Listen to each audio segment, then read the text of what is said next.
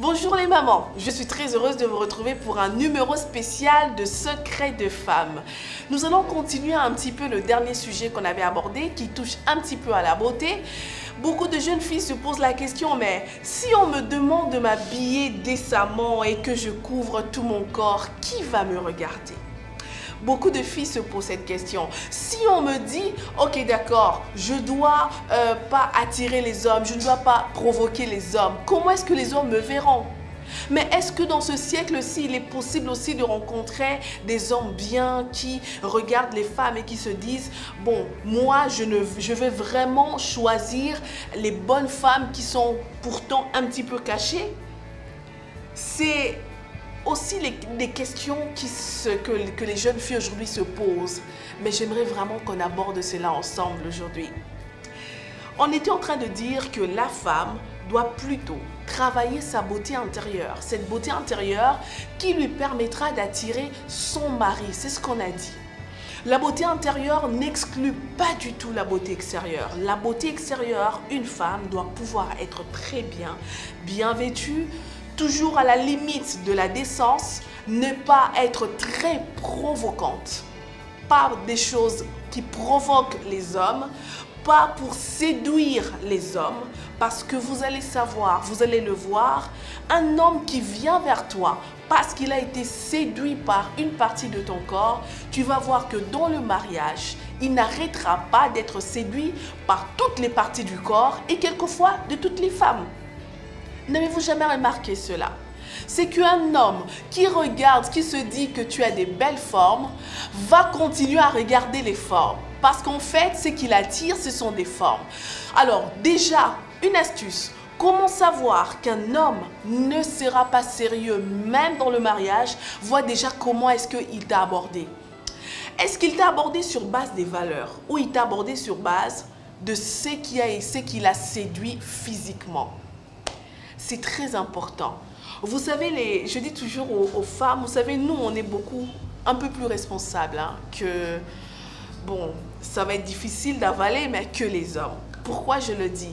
Parce que, vous savez, pour beaucoup d'hommes, surtout des hommes qui n'ont pas le Seigneur, leur langage, c'est la drague. La drague, c'est comme un langage. Draguer une fille. Il drague une fille, pas parce que vraiment il veut une histoire avec la fille, mais l'homme drague une fille parce qu'il a été séduit par une partie du corps de la fille.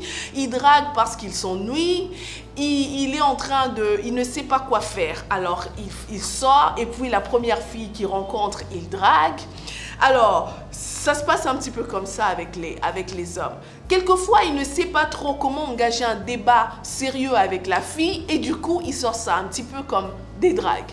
Mais c'est à la fille de savoir, est-ce que la personne qui est en face de moi est en train de draguer parce que, ou sinon il s'approche de moi parce que la personne est vraiment intéressée à construire une belle histoire avec moi, ou la personne est juste en train de blaguer. Beaucoup de femmes se retrouvent être choquées parce que le monsieur qui te disait je t'aime hier, aujourd'hui tu es enceinte de lui, il est prêt à ne plus vivre avec toi du tout. Oh, et tu vas même habiter avec la personne te regarde comme si tu étais une tâche, comme si tu étais une malédiction. Et déjà on a entendu les hommes dire, cette dame-là est une malédiction pour ma vie. Pourtant, vous aviez une histoire ensemble et parce qu'en fait la personne est tombée enceinte et que la personne, on vous la donne après, vous ne voulez plus. Ça veut dire que faites attention, chères femmes, à tout ce qui est chair, à tout ce qui est charnel, à tout ce qui est physique. Faites attention. Et vous allez voir aussi dans la Bible, on dit que les grâces sont aussi trompeuses. Tu es belle de l'extérieur, mais attention, cette beauté peut vraiment jouer contre toi. Vous savez pourquoi? Parce que, en fait, vous devriez vous apprendre à gérer votre beauté. Ne prenez pas tout de suite un homme qui vous suit parce que vous êtes belle. Vous savez quoi? Il y a 1 million de femmes qui sont belles, plus belles que vous. Ça veut dire que si vous n'êtes pas là, il sera toujours en train de regarder s'il y a une qui est plus belle, n'est-ce pas? Vous, qu'est-ce qui fait alors votre particularité à vous? C'est donc cette beauté intérieure que vous travaillez avec le Seigneur. Et puis autre chose, un homme qui est bien, qui sait que je suis un roi,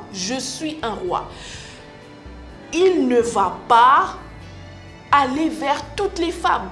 Parce qu'il est un roi, il a une royauté à préserver. Et donc, il va être très exigeant dans sa sélection de femmes. C'est là où les femmes ne comprennent pas que, tel que je suis là, je suis une reine. Et je dois me donner qu'à un roi. Et si je dois me donner à un roi, où est la royauté qu'il est en train de préserver? C'est très important, chères femmes. C'est très, très important. Où est la royauté que ce roi qui s'approche de toi est en train de préserver? La royauté, c'est beaucoup de responsabilités. La royauté, c'est beaucoup de valeurs. C'est beaucoup de subtilité, beaucoup de décence. La royauté, ça veut dire que j'arrête un petit peu de voir que ma propre personne. La royauté, je vois l'intérêt de plusieurs. L'intérêt de plusieurs, ça veut dire une destinée qui va impacter le monde. Et si la destinée va impacter le monde, est-ce que vous pensez que ce qui impacte, c'est uniquement la chair, c'est uniquement ce qui est visible, c'est uniquement la beauté physique? Mais non, non, non et non. Regardez Abraham qui savait que mon fils était un roi, je dois lui trouver une femme. Une femme qui soit différente des Cananéennes. Il l'a cité, il a dit, mon fils ne doit pas épouser une femme qu'on a prise justement parmi ces nations païennes, ces nations étrangères, ces nations qui ne connaissent pas les valeurs du ciel. Et dès lors, la sélection alors a pris une autre couleur. Ça veut dire que maintenant le serviteur qui va chercher une femme pour le fils d'Abraham va maintenant prier. Il prie, il dit dans sa prière qu'il veut voir d'abord la valeur de la femme avant de voir la beauté. Et maintenant, vous, quelle valeur travaillez-vous, chère femme? Quelles sont les valeurs que vous pensez qui seront nécessaires pour la royauté de votre roi? Vous voyez, vous êtes une reine, vous savez. Vous êtes une reine. Et la beauté physique, elle est destinée à pourrir. La beauté physique, elle est de courte durée. La beauté physique, comme tout ce qui est physique, c'est un petit peu comme la faim. Vous savez, la faim, ça veut dire que le jour où vous avez faim, vous avez envie de manger, dès qu'on vous donne la nourriture, vous mangez, mangez, mangez. Mais après cette nourriture que vous avez mangée, vous regardez ça comme si c'était... ça ne vous intéressait plus parce que vous êtes rassasié. Vous n'en voulez plus, vous ne voulez plus manger. Ça, c'est ce qui est charnel. Mais ce qui est spirituel, dure, traîne, ça va plus loin, ça ne périt pas, ça ne bouge pas d'un cran, ça se bonifie avec le temps, ça va encore plus fort et beaucoup plus solide. Alors, votre couple doit être assis sur des valeurs. Beaucoup de femmes ne croient pas que les hommes purs existent. Les hommes purs existent, de la race des rois et qui n'attendent, ils ne veulent que des reines. Et ils sont très exigeants dans la sélection de femmes. Ils ne sélectionnent pas les femmes comme n'importe qui, comme tout le monde. Ils sélectionnent des femmes dans la royauté. Pas des femmes qui ne sont belles que physiquement, mais ce sont des femmes qui ont travaillé les valeurs, des vraies valeurs. Soyez cette femme. N'ayez pas peur. Si vous avez l'impression que vous travaillez, pendant que vous travaillez les valeurs, les hommes ne vous regardent plus autour de vous, soyez d'ailleurs heureuse parce que c'est votre roi qui vous trouvera.